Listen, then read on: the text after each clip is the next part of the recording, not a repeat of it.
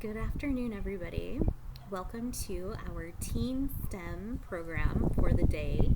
Today's theme is gardening.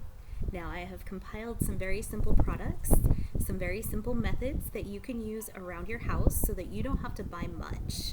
It does require the purchase in some cases of seeds for starters, but not all cases, as you're going to see. I'm going to start with the easiest, most recyclable, reusable project ever, and it involves a used K-Cup.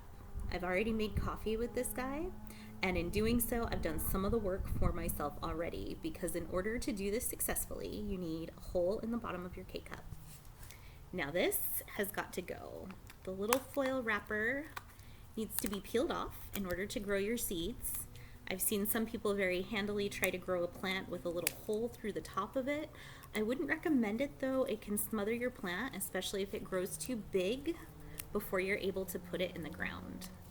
All right, so what I've got here is simply a used K-Cup with the top peeled off, hole in the bottom. Just a little bamboo stick. I'm gonna stir this up a little bit so that it's not all caked around it, because I just used it this morning, so it's kind of a mess. So just stir that up, and you'll have, when you're done, basically what comes to a little pot of dirt. I mean, it's used coffee grounds, but you know.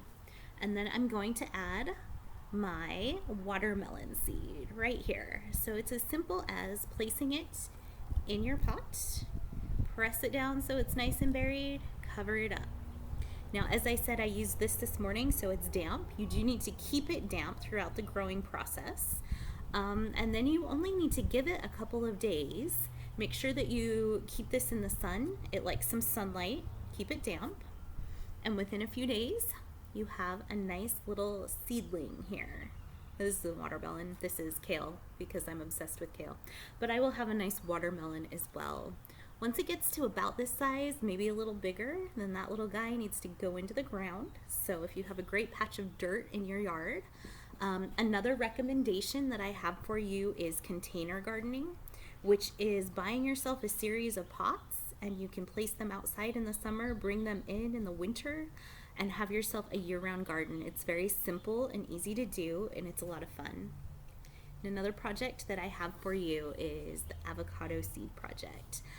I love avocados, and when I'm done, I typically have an avocado pit. So here we go. This is the pit of an avocado that I ate a couple days ago, and these are toothpicks that are poked into this avocado seed. As you see, I have kind of a little grid, because the next step that you're going to do here is to get yourself a cup of water, and you simply want to place your avocado slightly submerged on top and wait for it to sprout. Now you have to keep an eye on the water. It will go down. You'll have to refill it periodically. But as long as your little guy has some water, it takes some time, but you will have yourself a nice little avocado plant when you're done. Another great technique that we can use is the sapling technique. I love bamboo. You can't buy your own bamboo, according to the suspicion, so this is a gift that I had about a year ago that my friend got me for my birthday. Beautiful bamboo tree. But if I wanted more bamboo, I wouldn't have to go buy it. There's this very simple process with this plant. It's wonderfully prolific. You simply take a leaf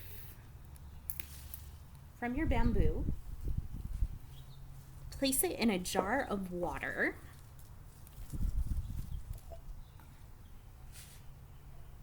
and in a couple of months, you will have another bamboo shoot of your own. This guy already has created its own root system. It did take some time, I would say a couple of months to really have a good root system, but this one would be ready to go into the ground as well. And then for my final little project today, I'm going to talk a little bit about tree saplings. So this time of year, it's a great time to find trees that have gone to seed and created small little saplings around the tree. This can be problematic in a garden, because if you have too many trees growing together, their root systems get all tangled. So you do occasionally have to weed something out that's gone to seed. And sometimes instead of destroying the plant, you can simply put it somewhere else. So I had this little guy growing close to a tree, too close. I couldn't leave him there. But when I pulled him out of the ground, I did disrupt the root system. Now, that happens a lot when you move a plant from one place to another, and it can traumatize the plant. So, what I'm saying is, I broke the roots off while I was trying to move this little guy's home. I didn't want to make it worse by throwing him in the ground before it was too soon. So, it's the same process. All it took was some water in a jar, some sunlight, and a little bit of time. And I have a guy who's ready to go into the ground.